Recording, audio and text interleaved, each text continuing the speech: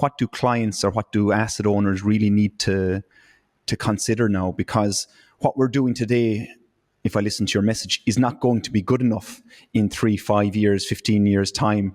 What we're doing today is not, how we calculate isn't going to be good enough. That's going to change when it comes to carbon.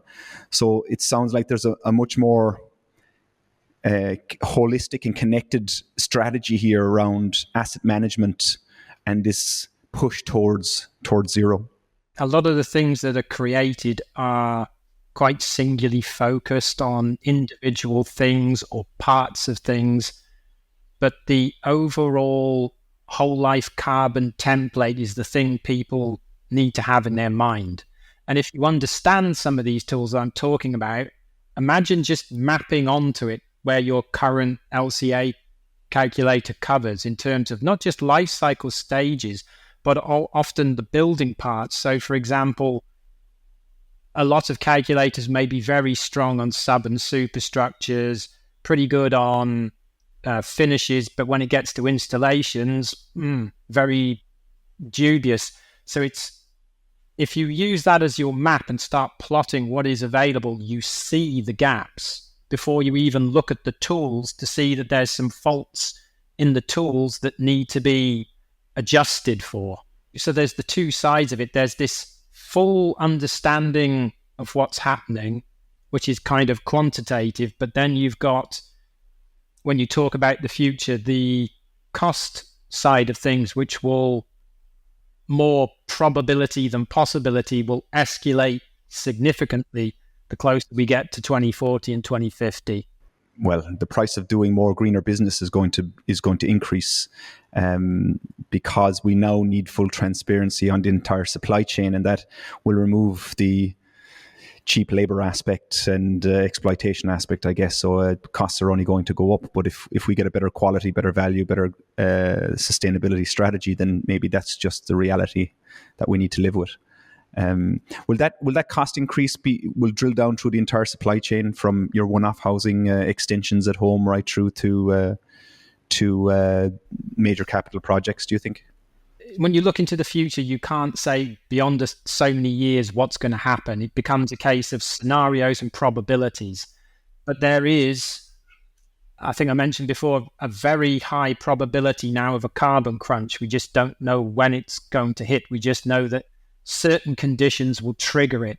And once it's triggered, the supply and demand imbalance will create a skyrocket in the price of green materials. And then on the secondary side of the supply is, because more people are jumping in, more countries copying Denmark or bringing in standards, or the people who have standards are trying to drill down closer and closer to zero. It just means that even if you try to expand the supply, it's happening too fast because our mark is moving every 2 years. If I want to build a new factory, that's going to take more than 2 years, maybe 3 years to get it fully up and running. Once I've looked at the business case, I've got it designed, I got planning permission, it's now being built, I put my staff and my machines in, I've started going. That's probably 3 years. So you've missed the next 2 year jump.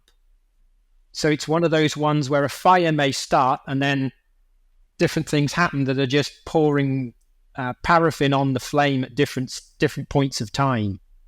I think we mentioned in a previous discussion, if the entire industry shifted to timber construction, we'd be under serious pressure because the supply couldn't possibly keep it up with that type of demand. So it's not possible for us to do that as a global-wide industry. And this is why I say it's important that you shouldn't just rely on tools, that you should be doing your own research, because a lot of people are just defaulting to the same standard solutions. I'll just use timber. I'll use photovoltaic panels, which are nearly always monocrystal. It's the same 2 or 3 things doing the bulk of the heavy lifting. People aren't necessarily looking for what's on the horizon or what the alternatives are. They need to be expanding the range of options, their understanding of it, and their cost understanding, because everything's relative. It's always going to come down to this hierarchy of the most expensive per ton down to the cheapest per ton, and in the middle, will be the carbon exchange market, like a watermark, because at some point it won't financially be in your best interest to take these more expensive ones, so you'll buy carbon credits to offset.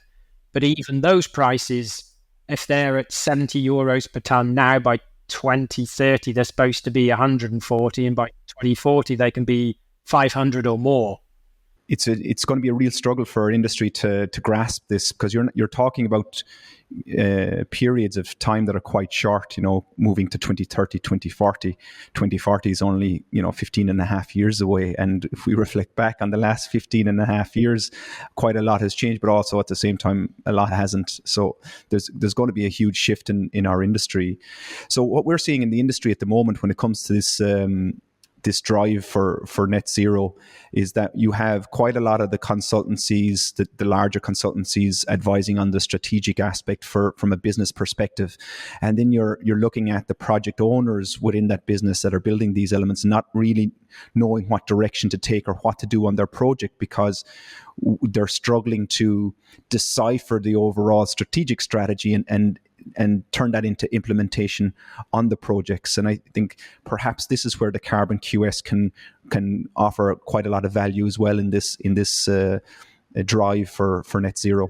If they've got that kind of built asset management thinking as a base, and they've got that whole life carbon as a map, and you can plot on that map where all the tools lie, you see the gaps, and in the gaps is where you can add the value. And it's one of the big messages going outwardly to any asset owners here is that it is inevitably going to become much more difficult over the next number of years to drive towards the strict guidelines that are coming. And you mentioned a while ago about assets being completed in the last 2 years already potentially stranding in 2030, meaning that in 2030 you need to have a strategy for renovation to improve the energy efficiency, improve the sustainability aspect of these buildings in order for you to be compliant with your reporting. So we can see something maybe happening here where you'll get these very cheap assets coming on the market because they're quote unquote not green, and then developers maybe buying them up in order to be able to renovate them into greener buildings under their asset portfolio. We're already seeing challenges like that in the Dublin market, for example, where commercial office space is becoming quite cheap now at the moment, and the level of renovation required is going to be quite severe.